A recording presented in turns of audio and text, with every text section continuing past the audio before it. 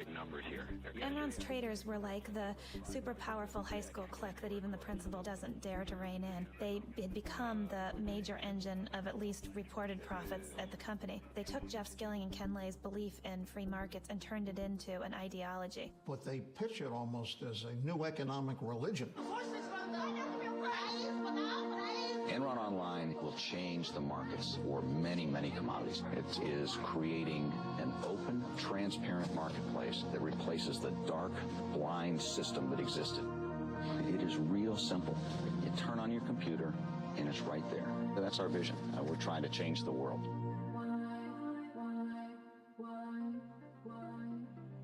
I think Jeff Skilling had a desperate need to believe that Enron was a success. I think he identified with Enron. He proclaimed at one point, "I am Enron." The other thing about people at Enron is a lot of them were former nerds, and including Jeff Skilling. He had been paunchy, he had big glasses, he losing his hair, and Jeff Skilling one day kind of woke up and decided to change himself. And he started working out, lost a lot of weight, but he really did remake himself through sheer will and force of personality. When Jeff got LASIK on his eyes, everybody at Enron got LASIK, so nobody was wearing glasses. It was one of the bloodiest days in Wall Street history.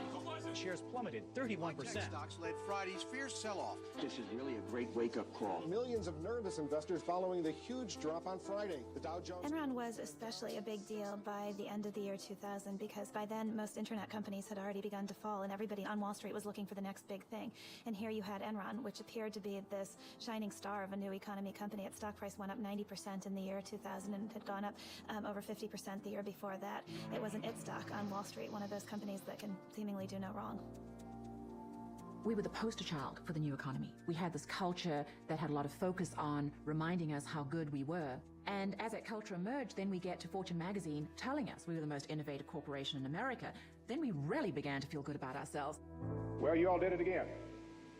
Enron was just recently chosen again for the 6th year in a row in the most admired company survey by Fortune magazine as the most innovative company in America.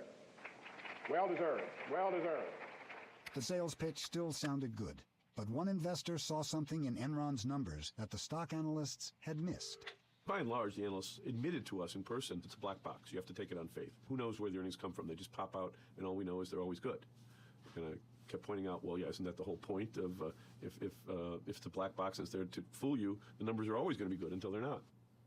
I'm not a beat reporter, so I would have had no reason to look at Enron, but Jim Chanos mentioned to me that I should take a closer look at Enron's financial statements, and it wasn't clear from Enron's financial statements that there was fraud here, but what was clear is that something didn't add up. In March 2001, Bethany McLean, a reporter with Fortune magazine, first raised questions about Enron's financial condition. She asked a simple question in the article that no one could seem to answer. How exactly does Enron make its money? You got very upset, didn't you? I very specifically remember the telephone conversation that I had with the Fortune reporter. She called up and started asking some very, very specific questions about accounting treatment on things. I am not an accountant, and I could not answer them. He became really, really agitated. He said that people who raised questions like this were just trying to throw rocks at the company, and that I was not ethical because I hadn't done enough homework. And if I had done enough homework, I would understand how off-base my questions were. Mr. Skilling, it appears as if you were trying to bully someone who was asking very basic questions about Enron. I said to her, I have got 6 minutes left before I have to be in a meeting, and I can't get into the details, and I'm not an accountant. And she said, well, that's fine, we're going to do the article anyway. And I said, if you do that, I personally think that's unethical. Yeah. And the next day, our chief financial officer and our chief accounting officer flew to New York at Enron's expense to sit down, not with the editors, but to sit down with the reporter on that story and help her understand the questions that she was asking. And the next day, we sat in the small, dark, windowless conference room for about 3 hours going through the various aspects of the company's business. And I'll never forget this. When the interview was over, the other two executives packed up their things and had left the room. And Andy Fastow turned around and looked at my editor and me and said, I don't care what you write about the company, just don't make me look bad. And Fastow had good reasons for not wanting to look bad. There were these partnerships that were run by Andy Fastow that were doing business with Enron, and these were disclosed in the company's financial statements, but I didn't mention them in the story I wrote because I thought, well, the accountants and the board of directors have said that this is okay, so I must be crazy to think there's anything wrong with this. The story I ran was actually pretty meek. The title was, Is Enron Overpriced? But in the end, I couldn't prove that it was anything more than an overvalued stock, and I was probably too naive to suspect that it was anything more than that. And was her article critical? Yes, it was. Fortune magazine article that's out, the headline is Enron stock overvalued? The gist of the article is that Enron is sort of a black box, which, sorry, it's true. I mean, it's just difficult for us to show people the specifics of how money flows through, particularly the wholesale business.